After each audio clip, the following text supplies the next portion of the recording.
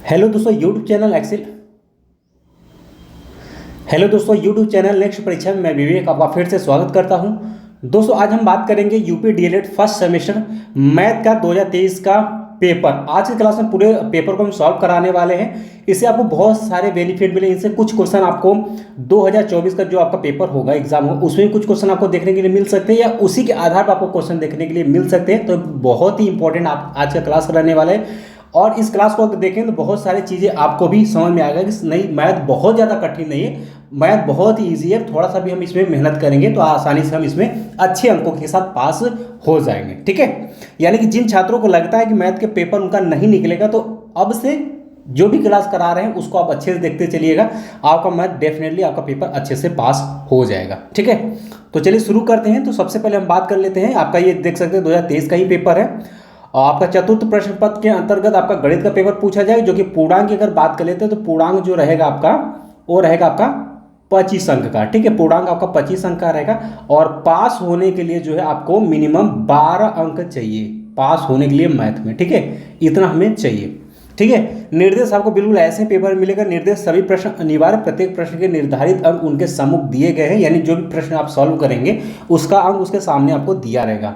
Second point कहता है इस प्रश्न पत्र में 3 प्रकार के प्रश्न हैं, वस्तुनिष्ठ यानी कि बहुविकल्पी, अति लघु उत्तरीय प्रश्न और लघु उत्तरीय प्रश्न के उत्तर अपनी उत्तर पुस्तिका में आपको यहाँ पर लिखना है। ठीक है, तो आपका वस्तुनिष्ठ जो रहेगा ये आपका 1 अंक का रहेगा और आपका अति लघु उत्तरीय भी आपका 1 अंक का रहेगा, लेकिन आपका जो लघु उत्तरीय प्रश्न है वो आपका जो रहेगा वो आपका 2 अंक का रहेगा और टोटल आपके हो जाएंगे आपके 25 अंक। ठीक है, चलिए शुरू करते हैं। तो सबसे पहले हम लोग बात करेंगे यहाँ पर वस्तुनिष्ठ यानी कि जो आपका बहुविकल्पी क्वेश्चन है उसके लिए। ठीक है, तो एक बात और भी ध्यान में रखिएगा कि जब आप पेपर देने जाइएगा मैथ का जो भी कॉपी आपको मिलेगा तो पीछे ध्यान सुनिएगा, पीछे वाले पेज पर जो एक पेज को आप रफ कार्य बना लीजिएगा, उस पर ऊपर लिख दीजिएगा रफ कार्य। इसके आपके लिए फायदा होगा, यानी जो भी आप कैलकुलेशन करेंगे या जोड़ेंगे घटाएंगे गुणा भाग जो भी आप करेंगे आप इसी रफ कार्य के अंतर्गत करिएगा, बाद में इसको आप क्रॉस कर दीजिएगा। ठीक है, ये आपके लिए बेहतर रहेगा। चलिए अब ध्यान सुनिएगा, तो इसमें आपके वस्तुनिष्ठ में आपके टोटल देख सकते हैं पहला, दूसरा, तीसरा, चौथा और पांचवा, 5 तो आपको मिल जाएगा बहुविकल्पी क्वेश्चन। ठीक है, अब इनको हम लोग सॉल्व करना शुरू करते हैं, ध्यान समझते हुए चलिएगा। और ये क्वेश्चन आप एक बार देख लेंगे तो इस टाइप का क्वेश्चन अगर आपसे पूछेगा तो आप बिल्कुल आसानी से कर पाएंगे। ठीक है, जैसे पहला क्वेश्चन आपसे पूछा हुआ कि 3/4 यानी 3/4 के योज्य प्रतिलोम का गुणात्मक प्रतिलोम होगा। तो सबसे पहले हम लोग क्या करेंगे, 3/4 का योज्य प्रतिलोम निकालेंगे। ठीक है, तो योज्य प्रतिलोम क्या होता है, कैसे निकालते, पहले इसको ध्यान समझ लीजिए, क्योंकि अभी समझ लेंगे एक ही क्वेश्चन समझ लेंगे, बाकी आपके पास क्वेश्चन आएगा तो आप आसानी से कर पाएंगे। ठीक है, तो योज्य प्रतिलोम क्या होता है कि जो भी संख्या आपका यहाँ पर दिया रहेगा, कहता है कि किसी 2 संख्या जिनको आपस में जोड़ने पर उनका योगफल यानी जोड़ने पर उसका योगफल क्या आ जाए, 0 आ जाए, तो एक दूसरे के क्या कहलाएंगे, योज्य प्रतिलोम कहलाएगा। अब जैसे यहाँ पर हमें कितना दिया हुआ, 3/4 यही तो दिया है, 3/4 यही तो दिया है। अब कहता है इसका योज्य प्रतिलोम क्या होगा और कहता है कि ऐसे ही कोई संख्या इसमें जोड़िए जिसे जोड़ने पे ये दोनों क्या हो जाए, आपस में 0 हो जाए। तो क्या करेंगे इसे भाई, जोड़ेंगे, क्या जोड़ेंगे, हम लोग जोड़ लेते हैं कितना, ये प्लस है, देखिए 3/4 है, प्लस है तो माइनस जोड़ लेते हैं, -3/4। ठीक है, अब इसको आप जब जोड़ेंगे तो ध्यान सुनिएगा 3/4 ये है आपका। ठीक है, अब देखिए प्लस ये माइनस जब आपस में गुणा होगा, प्लस गुणे माइनस होता है तो माइनस आ जाएगा, तो यहाँ देखिएगा माइनस आपका कितना हो जाएगा, 3/4। अब घट कर क्या हो गया आपका ये 0।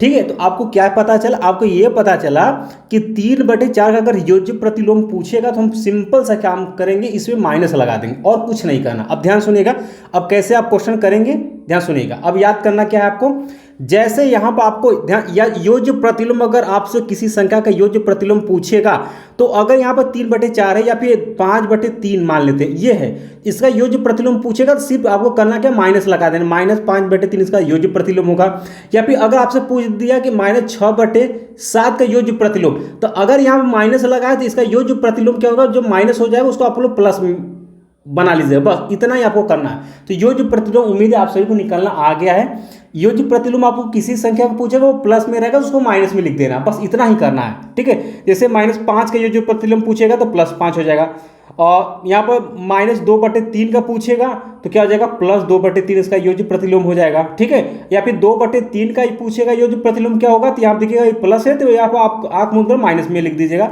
बस यही योज्य प्रतिलोम। उम्मीद है कि आपको योज्य प्रतिलोम निकालना आ गया होगा। फिर भी किसी स्टूडेंट का थोड़ा भी डाउट है आप बिल्कुल कमेंट बॉक्स में कमेंट करके पूछ सकते हैं, ठीक है। तो चलिए, तो हमको क्या करना था, 3/4 का योज्य प्रतिलोम निकाल करके फिर उसका हमको गुणात्मक प्रतिलोम निकालना है, ठीक है। तो 3/4 का योज्य प्रतिलोम क्या हो जाएगा आपका, -3/4 हो जाएगा, ठीक। योज्य प्रतिलोम इसका निकल गया। अब हमें इसका, अब इसी का हमें क्या कर लेना, अब गुणात्मक प्रतिलोम भी हमें पूछा हुआ है कि कहता है 3/4 के योज्य प्रतिलोम का गुणात्मक प्रतिलोम। अब ये तो निकल गया आपका क्या, योज्य प्रतिलोम। अब इसका हमको क्या निकालना है, गुणात्मक प्रतिलोम। क्या निकालना है, गुणात्मक प्रतिलोम निकालना है। तो जैसे हमने योज्य प्रतिलोम बताया वैसे ही आपका गुणात्मक प्रतिलोम हो जाएगा। गुणात्मक प्रतिलोम में कहता है किसी दो संख्या को आपस में गुणा करने पर जो शेष बचे या उनको सॉल्व करने के बाद कितना आ जाए, 1 आ जाए, तो हमारा गुणात्मक प्रतिलोम होगा, ठीक है। तो जैसे यहाँ पर अगर -3/4 है ना, तो हम क्या करेंगे, यहाँ पर इसी का उल्टा कर देंगे, -4/3 से गुणा कर देंगे। इनका गुणनफल क्या होना चाहिए, हमेशा 1 आना चाहिए, तो वो उसका क्या होगा, गुणात्मक प्रतिलोम कहलाएगा। अब देखिएगा यहाँ पर ये माइनस हो गया, माइनस, ठीक है। अब देखिए 3/4, 3 से कैंसिल कर दीजिए, 4 से कैंसिल कर दीजिए, यहाँ पर माइनस माइनस बचा हुआ है। तो नियम कहता है कि माइनस गुणे माइनस, ये हो जाता है आपका प्लस, ये क्या होता है आपका प्लस। तो यहाँ से क्या हो जाएगा आपका, कितना आ जाएगा, 1 आ जाएगा। क्लियर बात। अब एक दो और एग्जांपल आपको समझा दें, क्योंकि यहाँ पर समझा देंगे तो क्वेश्चन आएगा एग्जाम में, तो आप आसानी से कर पाएंगे, ठीक है। फिर समझिए, जैसे आपसे पूछे कि 2/3 का गुणात्मक प्रतिलोम ज्ञात कीजिए, तो गुणात्मक प्रतिलोम में क्या होना चाहिए कि वो ऐसी दो संख्या है जिनका गुणनफल कितना होना चाहिए, हमेशा 1 आना चाहिए।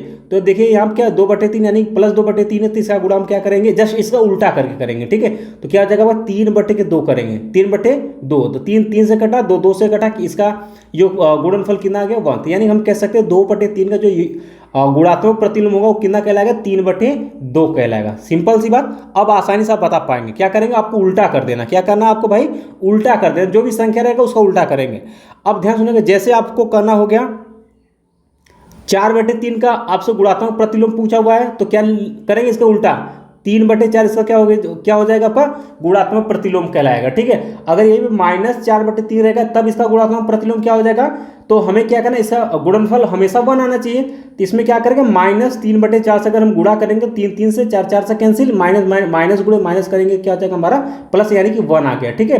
तो अब ध्यान सुनिए, अब आपको ध्यान क्या, अब ये इतना आपको कैलकुलेशन करने की नहीं जरूरत नहीं है। सिर्फ आपको क्या करना है, जैसे कि 2/3 का आपसे अगर गुणात्मक प्रतिलोम पूछेगा तो क्या करेंगे, इसका उल्टा करेंगे। क्या करेंगे, उल्टा करना है, ठीक है। उल्टा करेंगे तो 3/2 हो जाएगा। अब -3/2 का आपसे पूछेगा तो इसका भी उल्टा कर देना है। अब माइनस है तो क्या हो जाएगा आपका, ठीक है। तो माइनस है तो क्या होना चाहिए, प्लस में होना चाहिए, तो ये हो जाएगा आपका -2/3। इसका गुणात्मक प्रतिलोम क्या हो जाएगा, -2/3, ठीक। इसी तरीके से -4/3 रहेगा तो क्या करेंगे, इसका उल्टा कर देंगे, यानी कि -3/4 इसका क्या हो जाएगा, गुणात्मक प्रतिलोम। जस्ट उल्टा कर देना है।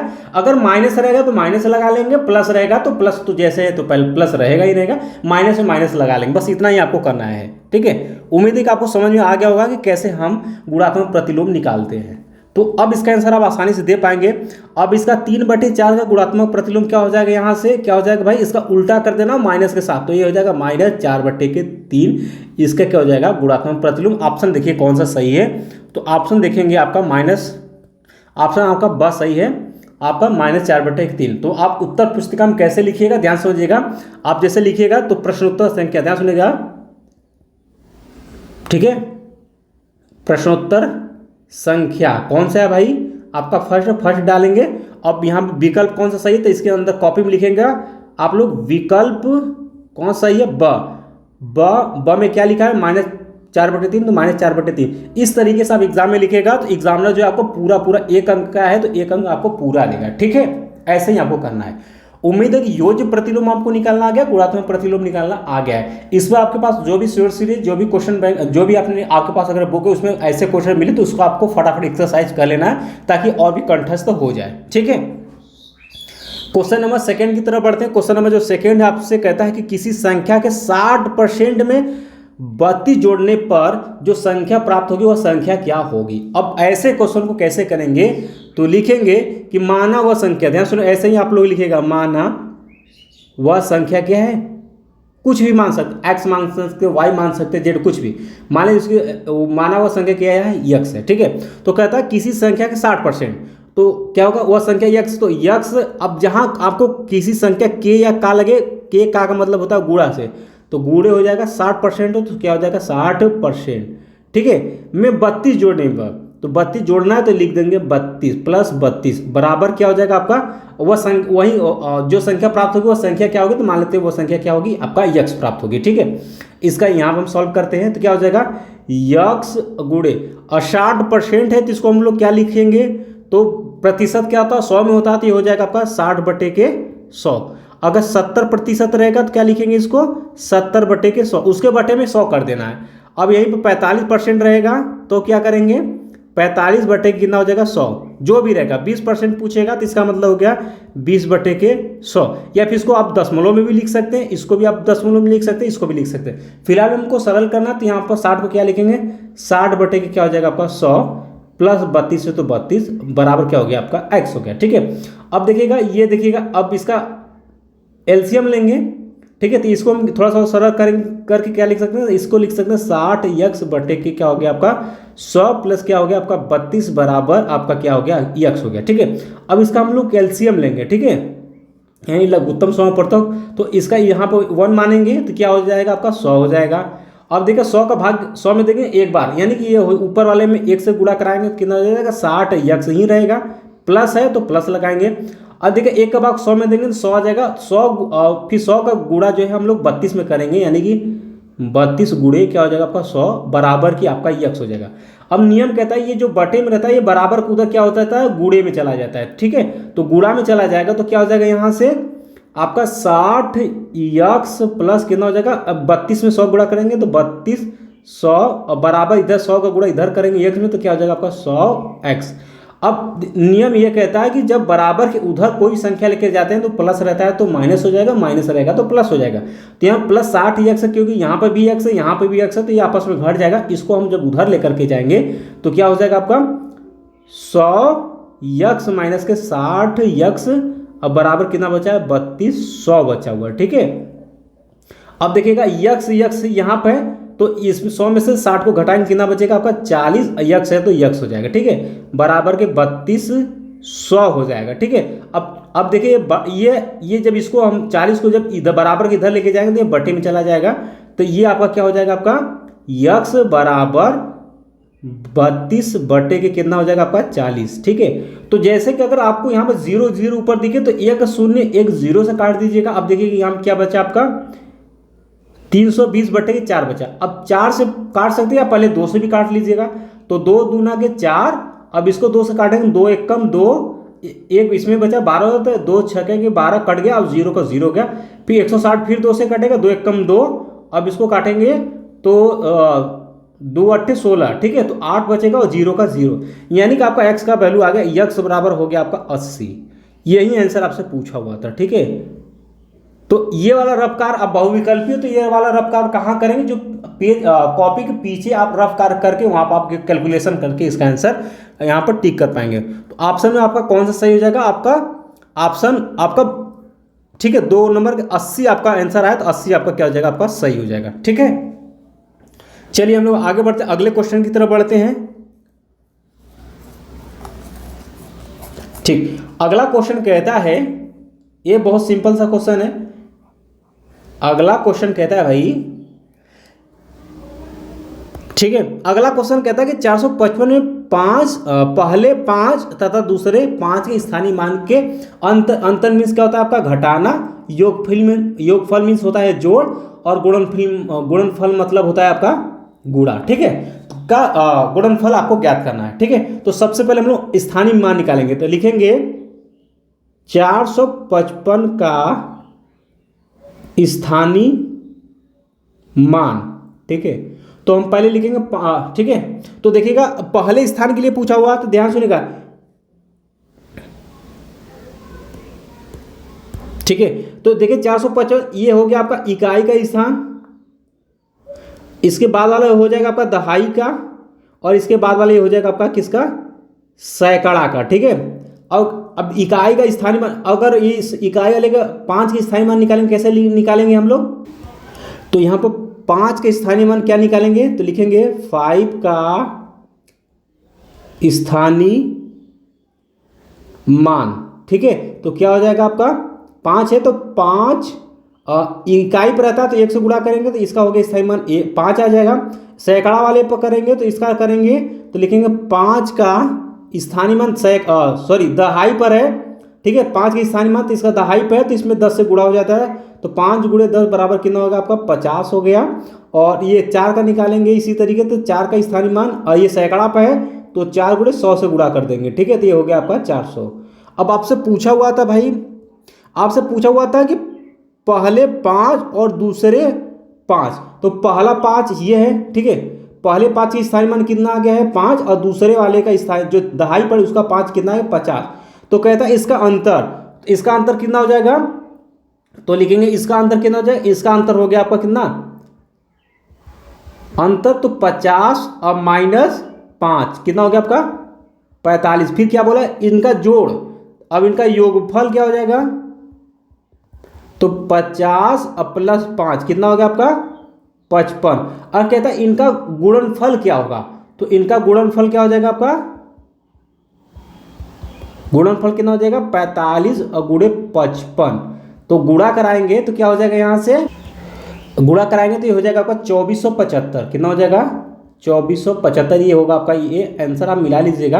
अब गुणा आपको आता होगा, अगर नहीं आता तो जरूर कमेंट करिए। क्या करेंगे आप यहाँ पर 45 में जो है 55 से गुणा करा देंगे, तो 5 × 5 = 25, 5 × 4 = 20, 2 कितना हो जाएगा 22। वहीं फिर गुणा कराएंगे यहाँ पर क्या हो जाएगा 5 2 2 करेंगे, 5 5 2 7, फिर यहाँ पर 2 2 4 और 2 2475 देख सकते हैं यहाँ पर आ गया है। तो ऑप्शन में 2475 कौन सा, ऑप्शन नंबर स आपका सही है, ये वाला आपका ऑप्शन सही हो जाएगा। ये सब कैलकुलेशन आप पीछे वाले पेज पर रफ करके लिख करके कर लीजिएगा। ठीक है, देखिए बहुत ही सिंपल सा, ये आपको समझाने के लिए समय लग रहा है, नहीं तो इसमें समय बहुत कम लगता है। ठीक है, अब अगला क्वेश्चन है, आपसे पूछा हुआ है कि संख्या 0 का रोमन अंक होगा, तो ध्यान सुनिएगा 0 का रोमन अंक नहीं होता है। क्या होता है, नहीं होता है, याद रखिएगा। ये बहुत सारे स्टूडेंट पिछली बार भी गलती कर दिए होंगे। ठीक है, तो ऑप्शन नंबर द इसका क्या हो जाएगा, करेक्ट आंसर हो जाएगा। तो ये रोमन वाले इंपॉर्टेंट, ध्यान सुनिएगा। रोमन वाले में कौन कौन सा इंपॉर्टेंट ध्यान समझिएगा। जैसे आपसे 10 का पूछेगा, 15 का पूछ सकता है, अगर कठिन बनाएगा तो 20 का, 50 का, 100 का, 500 का, 400 का, 1000, इन सभी का रोमन अंक 200 का पूछ सकता है, 150 का पूछ सकता है। इन सभी का रोमन अंक आपको डायरेक्ट पूछ सकता है। तो आपके क्वेश्चन, आपके बुक अगर पास में या शेयर में आपको कहीं दिखता है तो आप उसको याद कर लीजिएगा, तैयार कर लीजिएगा। नहीं तो आप कमेंट करेंगे तो नेक्स्ट क्लास में हम इसको रोमन अंक वाले पर हम क्वेश्चन करवा देंगे, उसको आप लोग तैयार कर लीजिएगा। ठीक है, चलिए हम लोग आगे बढ़ते हैं, अगले क्वेश्चन की तरफ बढ़ते हैं। अब अगला क्वेश्चन में कहता है कि 25 + 3/100 + 4/1 1000 है। ठीक है, का मान आपको ज्ञात करना है। तो हमने आपको बताया था कि भाग देना आना चाहिए। जैसे कि अगर इसको सरल करने के लिए बस क्या करना है, इसको अगर हम दशमलव में इसको सरल कर लेंगे भाग दे करके तो हम जोड़ पाएंगे। ठीक है, तो जैसे कि अगर नहीं आता तो पीछे आप क्या करेंगे, 100, अभी आपको समझाएंगे। ये 100 में 3 से भाग देंगे तो कैसे देंगे, 100 का भाग देंगे तो नहीं जाएगा, तो क्या हो जाएगा, तो हम कहता है नियम के अगर भाग देते नहीं जाता तो हम दशमलव लगाएंगे। दशमलव लगाएंगे तो यहाँ पर जो है हम एक 0 बढ़ा सकते हैं, फिर भाग दीजिए तो ये है, देखिए 100, ये है आपका कितना 30 है, तो भाग तो जाएगा नहीं, छोटा है। तो क्या हो, भाग जब नहीं जाएगा तो एक 0 यहाँ पर बढ़ जाएगा, फिर यहाँ पर जो है एक 0 और आपका बढ़ जाएगा।